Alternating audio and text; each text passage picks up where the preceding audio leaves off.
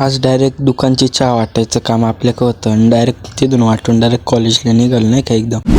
तर नमस्कार भावांनो, आजची सुरुवात होती ती म्हणजे आपल्याला आजीचा आदेश आला होता की नाही का, आज चहा दुकानची घेऊन जाय म्हणे बँकेला, इथं दुकान वगैरे दे म्हणे नाही का. म्हटलं चालतं आहे. मग काय चहा बी घेतली, निघालो डायरेक्ट बँकेक पोचलो आणि बँकेत चहा बी दिली आणि आलो घरी आलो. आता तर काय डायरेक्ट 10 मिनटावर आपली गाडी ना कॉलेजला. मग काय हो टपक्यात आवरलं, पळत निघालो, गाडीत बसलो हो फायनली. बघा गाडीमधून मस्तपैकी निसर्गरम्य वातावरणाचा आनंद घेत निघालो होतो. आज दुपार असल्यामुळं आपल्याला रिक्षा बी भेटला ना. मग काय फायनली एक काका थांबले 1 तासानंतर.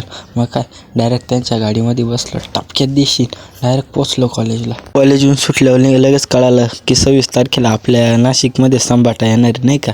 मग काय तेवढा आजचा ब्लॉग आवडला असेल तर लाईक शेअर सबस्क्राईब करा तुमच्या भावाला. भेटू पुढच्या व्हिडिओत.